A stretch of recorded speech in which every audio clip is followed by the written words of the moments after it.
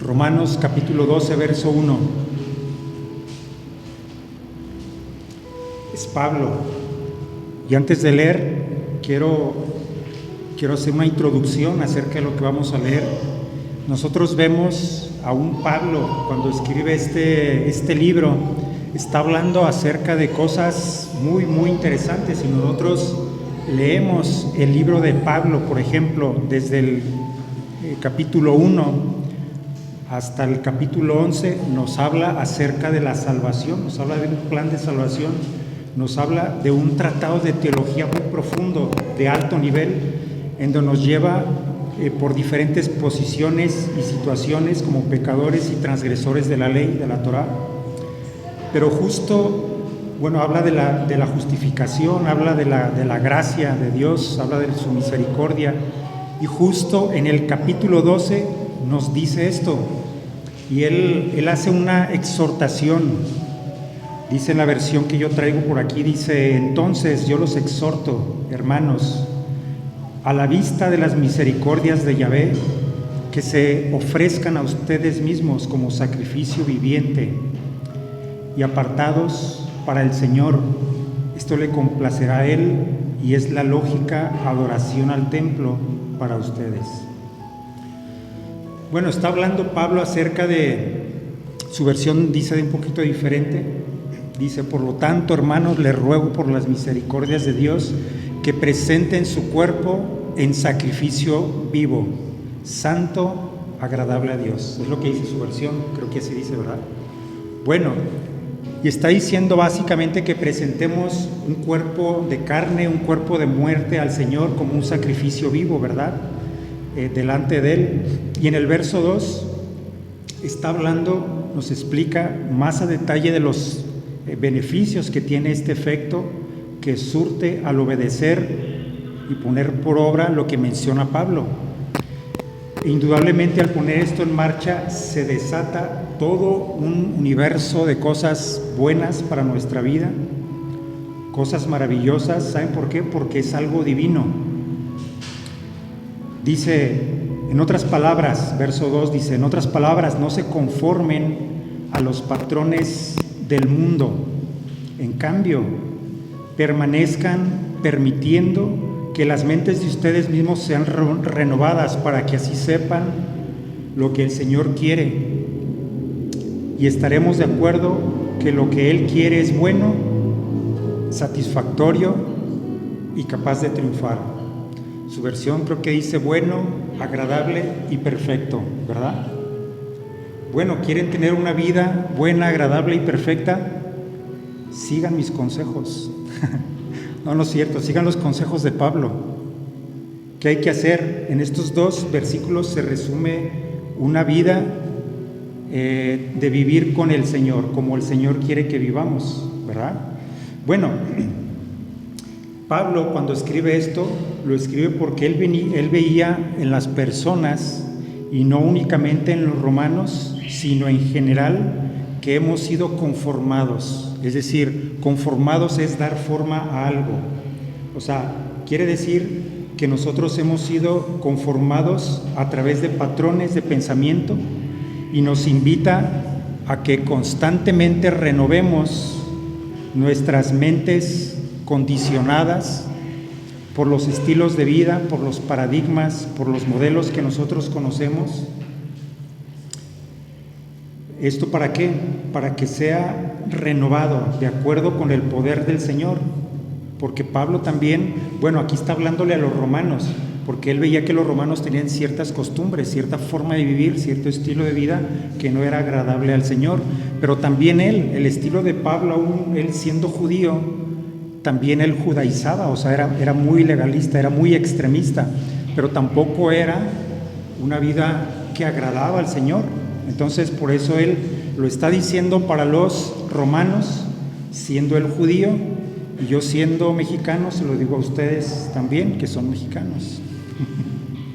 Entonces, ¿qué quiere decir esto? Que a raíz de que Pablo tiene un encuentro con el poder divino, con el Señor Yeshua, Pablo se transforma porque él encuentra el secreto de vivir y él se transforma en un superhombre, se transforma en Super Pablo.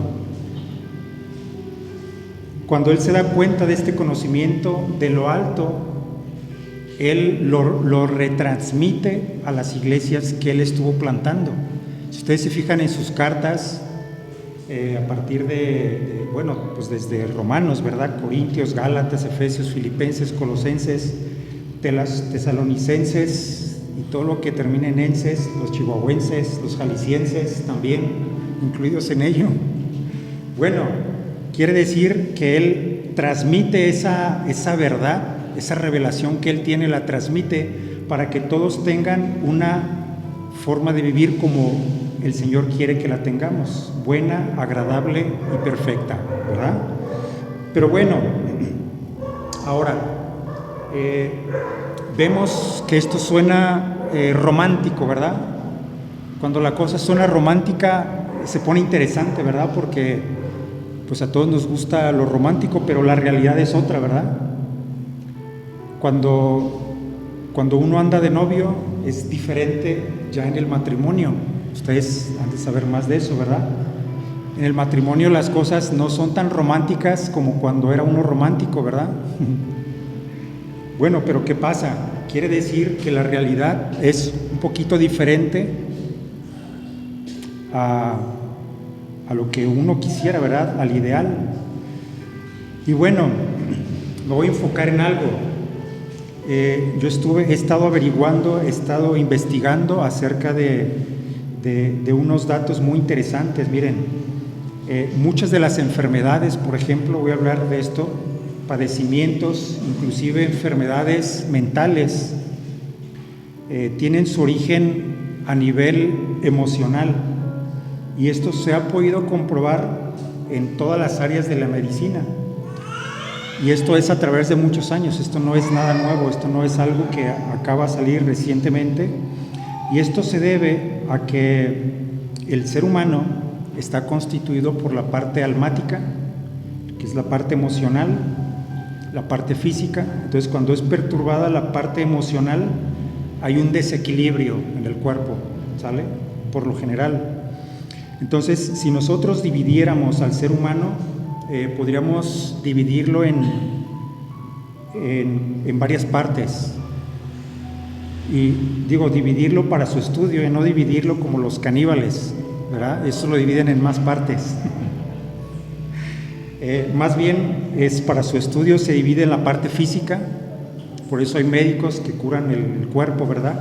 La parte emocional vas a donde al psicólogo o al ¿cómo se llama? Al doctor, ya cuando necesitas un tratamiento más fuerte, da un psiquiatra para curar las cuestiones mentales. Y está la parte espiritual. La parte espiritual es la que nosotros aquí estamos, ¿verdad? Para que nuestro espíritu se eleve a la estatura del Señor. Ok, entonces está muy fácil entender la parte física. Es lo que vemos en el espejo. Eso que vemos en el espejo, quiero que sepan que es su cuerpo, y hay veces que no nos gusta, ¿verdad?, ver ese cuerpo así como está, pero bueno, ahí está.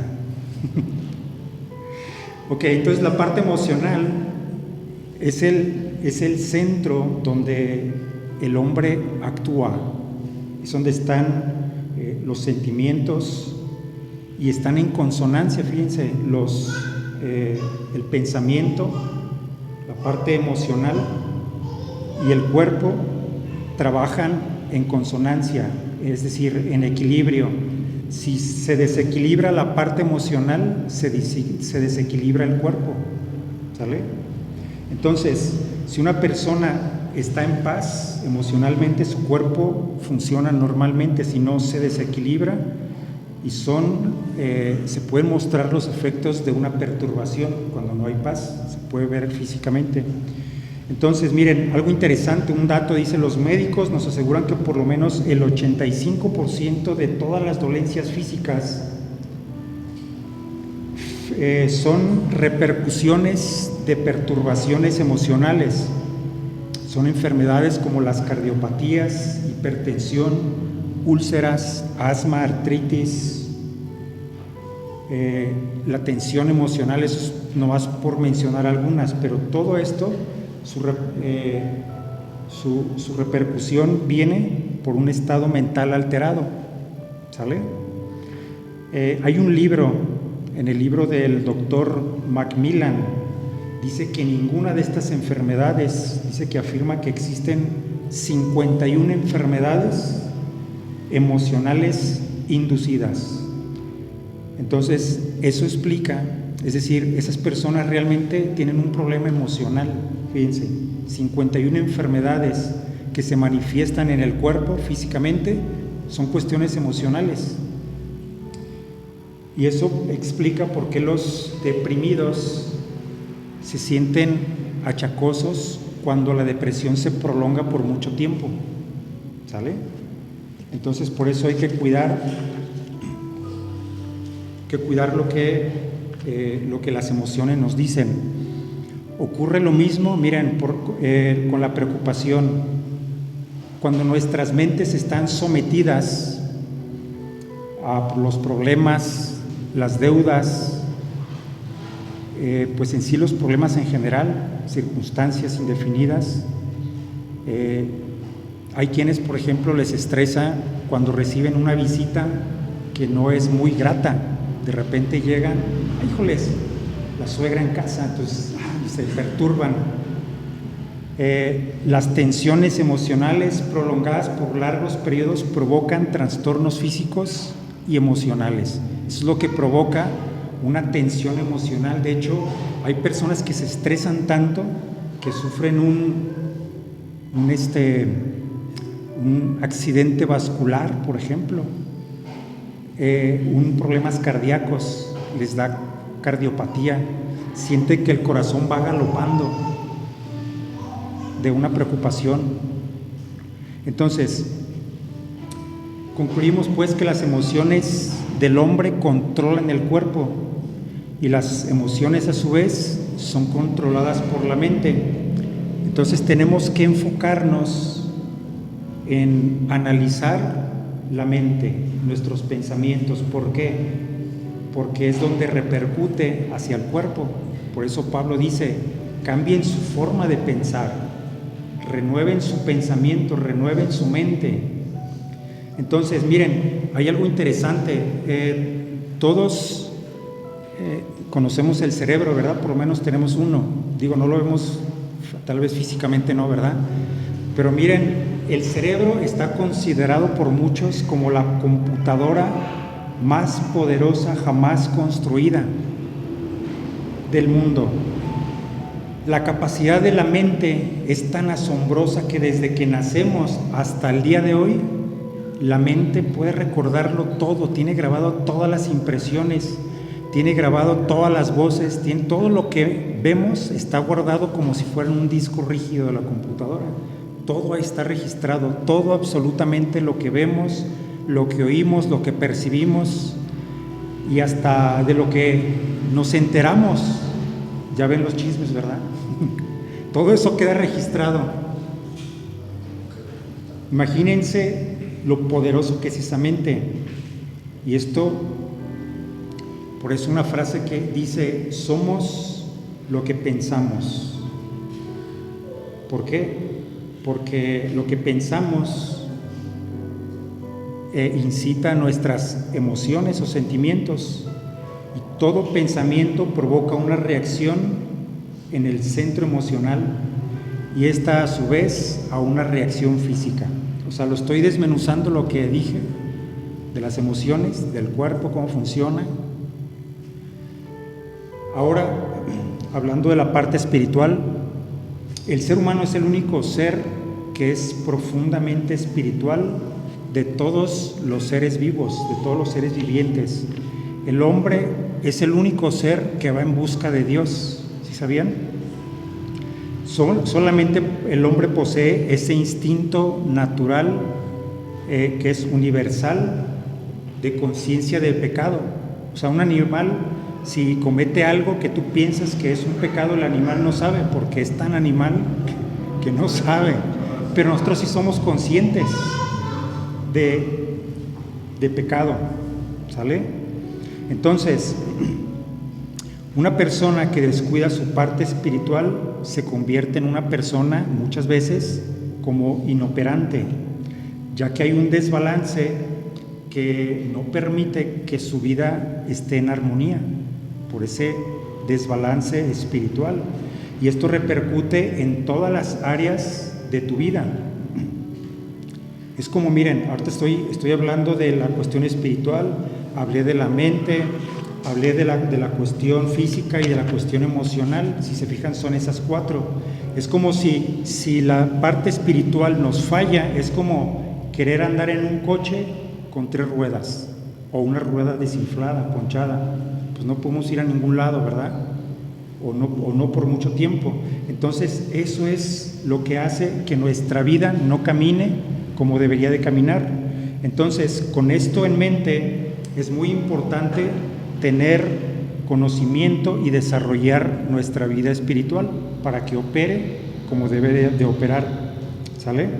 Ahora, otra cosa que me quiero enfocar en esto, todos los seres humanos estamos gobernados o regidos por leyes hechas por el Creador.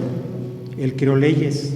De hecho, en Mateo 6:33 dice que busquemos primeramente el reino de Dios y su justicia, y todas las demás cosas vendrán por añadidura. Ahora, buscar el reino de Dios quiere decir que es un reino espiritual, ¿sale? Y la palabra justicia significa observar leyes divinas. O sea, hay leyes divinas a las cuales nosotros estamos sujetos, y estas leyes funcionan si las conocemos, si las creemos o no las creemos, ¿sale? Funcionan igual. Entonces, por ejemplo, nos ha tocado ver personas que tienen éxito en sus negocios, en sus emprendimientos, con sus familias, y tú dices, oye, pero esa persona pues no va a la iglesia, por ejemplo, ¿da? Y le pasan cosas buenas. Y yo que voy a la iglesia y me porto bien y amo a mis hijos, amo a mi esposa, y llega la suegra y también la amo, y tú dices, y me va mal. Y la otra persona que vemos que anda a lo mejor no en buenos pasos y le va bien, tú dices, ¿cómo es eso? Bueno, tal vez es porque hay algunas leyes divinas que ni siquiera otra persona sabe, pero las aplica a su vida y le va bien. Entonces, por eso la importancia de conocer estas leyes divinas. Miren, en Proverbios 16:9 dice, una persona, estoy leyendo de la versión israelita, dice, una persona puede planear su camino, pero el Señor dirige sus pasos, ¿sale? Entonces, ahí hay una situación de control, ¿verdad? Cuando una persona es positiva, se siente bien consigo mismo, hasta tal grado que siente que tiene el control de su propia vida, o se siente negativo consigo mismo hasta el grado que no está en control de su vida, siente que alguien más controla su vida. Es decir, cuando una persona siente que está en control de su vida, siente que él puede controlar, puede hacer y le va bien.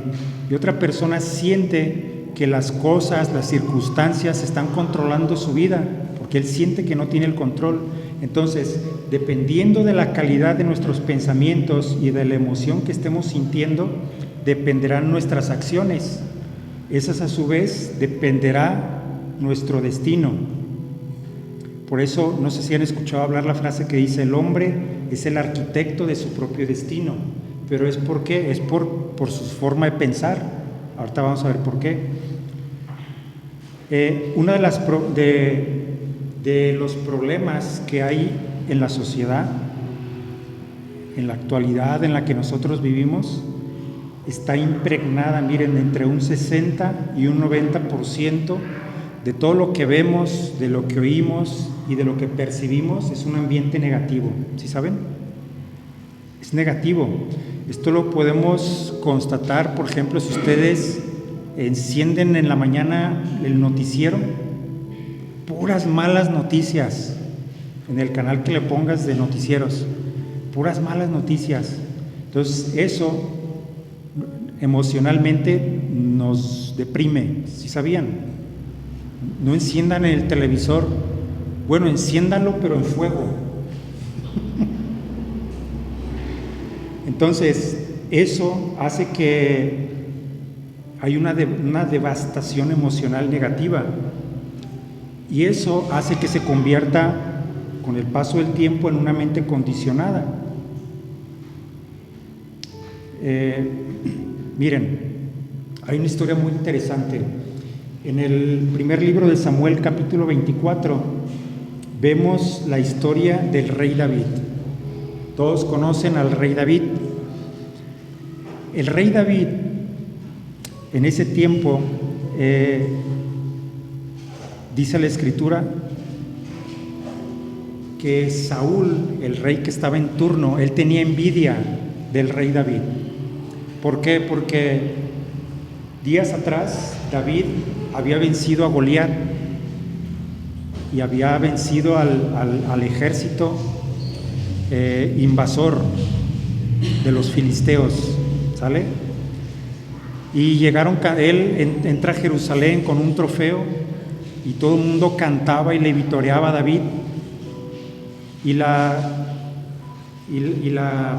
canción era más o menos así, la voy a cantar, no es cierto, pero decía: David mató a 1000, no, Saúl mató a 1000 y David a sus 10,000, ¿vale?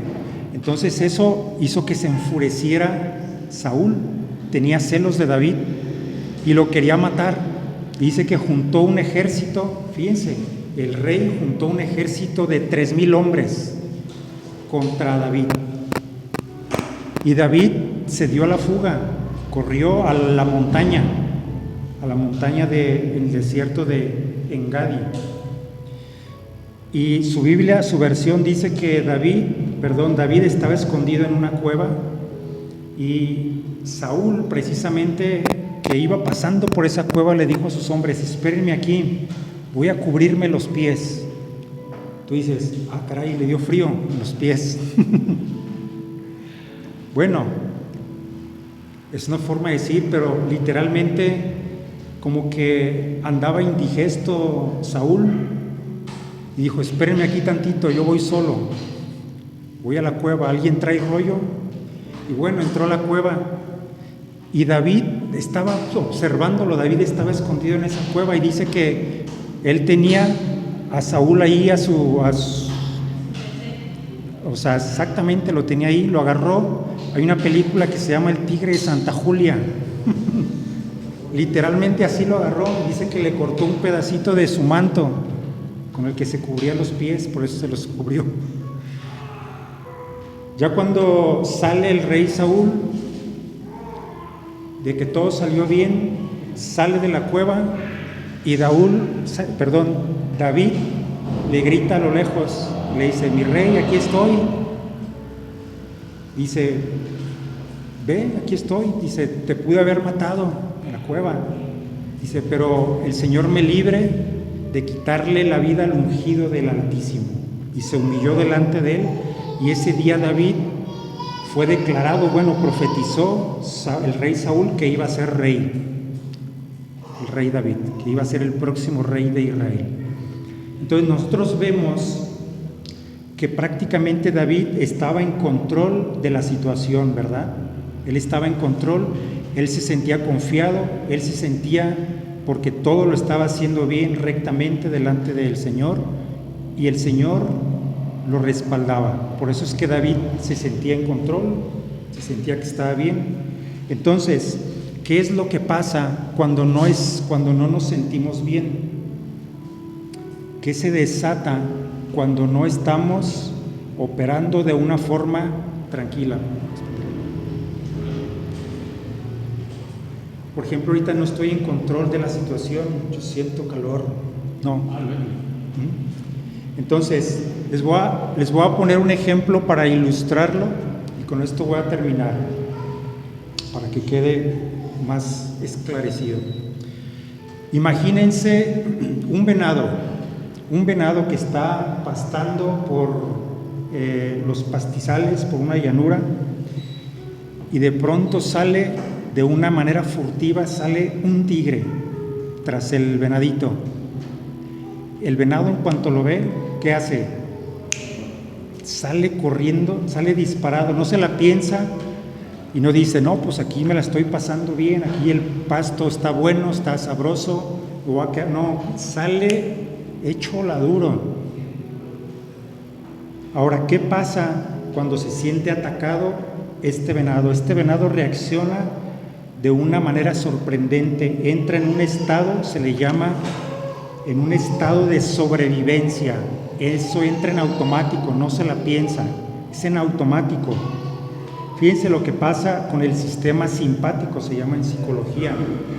Presión arterial, se altera la presión arterial, se le dilatan las pupilas, deja de producir saliva, se relajan los bronquios, abre las vías respiratorias para que aumente el oxígeno en la sangre, acelera el latido cardíaco, inhibe la actividad digestiva, estimula la liberación de glucosa por el hígado, segrega adrenalina por el riñón y norepinefrina, o sea, es una respuesta del organismo para una lucha o huida cuando hay una amenaza aguda. Se relaja la vejiga y se contrae el colon. Todo esto ocurre en milésimas de segundo, como una reacción de sobrevivencia. O sea, el venado ve al tigre y todo eso ocurre en milésimas de segundo y pega el brinco y sale disparado como bala. Y el tigre se queda así nomás. ¡Ay, hijo! Ok. Y ya cuando el venado está en zona segura, donde dice, aquí ya no hay peligro, entonces hay otro sistema que entra en automático que se llama el sistema parasimpático, donde ahora lo que el cerebro manda una orden de que se relaje, ¿sale? El sistema nervioso se tranquiliza, se contraen las pupilas, se estimula otra vez la saliva, reduce el latido cardíaco, se contraen los bronquios, estimula la actividad digestiva. Fíjense, hasta el sistema digestivo cuando entra en alerta se detiene porque necesita toda la energía para salvarse. Aquí ya se relaja, se estimula la actividad digestiva, estimula la vesícula biliar, o sea, ya empieza a funcionar la bilis como debe funcionar, se contrae la vejiga y relaja el recto. Se relaja el venado, ahora sí dice, ahora sí, está todo bajo control. Y empieza a pastar otra vez. Ahora, este ejemplo es de un venado, pero eso ocurre exactamente cuando nosotros pasamos una situación de peligro o una situación de sobrevivencia. ¿Cómo es esto? Cuando nosotros reaccionamos a una situación de estrés, cuando alguien se estresa, esto exactamente ocurre como al venado, Es que el venado, así hay una canción, ¿ah? Bueno, pero que a mí no me digan. Bueno, una situación de estrés, de ansiedad, una situación donde te levantas en la mañana y recuerdas que hoy es el día que tienes que pagar algo, o en la mañana timbra el teléfono y es los de Azteca o Coppel, no sé, o se vence la renta, cuando recuerdas esa deuda, el pago a la tarjeta, y ves y sabes que no hay varo, entonces empiezan los latidos, empieza la boca seca, igual que el venado, empiezas a reaccionar de una forma porque es modo sobrevivencia, es por naturaleza. El sistema nervioso no sabe si estás en un verdadero peligro para correr ¿O es nada más una amenaza de un abogado? El sistema nervioso reacciona igual, modo sobrevivencia. El problema no es cómo reaccionamos, el problema es cuánto tiempo duramos en ese estado de sobrevivencia o en situación de estrés, para que mejor me entiendan, o para darme a entender, o sistema de ansiedad, modo depresión, modo angustia, modo estrés, modo suegra, así, o sea, todo eso que te estresa son modos, y ni modo, ¿verdad? La suegra otra vez. Entonces, todos estos son disparadores de estrés para que entremos en un estado de sobrevivencia. ¿Cuáles son las consecuencias? Miren, por naturaleza el cuerpo, así como hay una reacción ante el estrés para reactivar todos esos órganos, el mismo sistema nervioso tiene un sistema para frenar todo eso, para estar relajado. Pero lamentablemente, como estamos en ese estrés, en esa situación, entonces hagan de cuenta que el sistema está acelerando a fondo el estrés, pero el mismo sistema te quiere frenar porque ve que no hay peligro y te freno a fondo. Entonces estás acelerando y frenando a la vez, o sea, estás metiendo los dos pedales del acelerador y freno a la vez. ¿Qué pasa en un coche cuando haces eso? Algo va a tronar la máquina. Entonces, ¿qué quiere decir todo esto?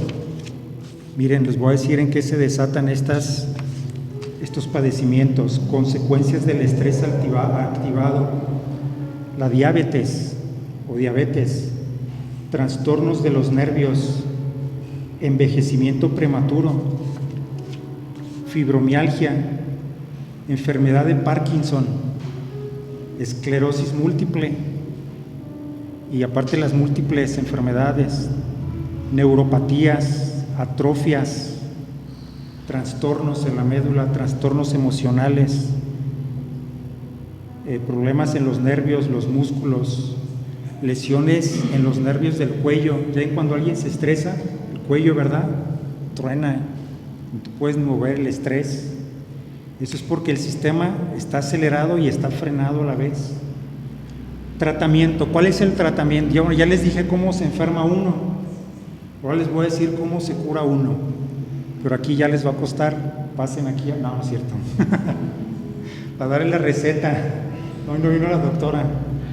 No, miren, el tratamiento sencillo. Proverbios 4:20.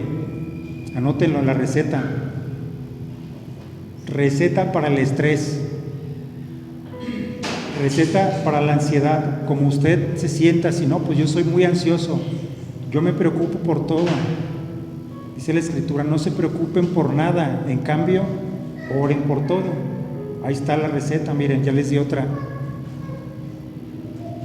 Proverbios 4:20 dice, hijo mío, presta atención a lo que estoy diciendo. Inclina tu oído a mis palabras. Fíjense, o sea, el Señor le está diciendo, hijo mío, presta atención a lo que estoy diciendo. O sea, hay veces que no ponemos atención a lo que el Señor nos dice. Dice, inclina tu oído a mis palabras. No las pierdas de vista, guárdalas profundamente en donde, en tu corazón, en tu mente. Ya ven que les dije que todo se registra, ¿verdad? Guárdenlo ahí. Dice, no las pierdas de vista. Proverbios 4:20. Subrayenlo ahí en su Biblia.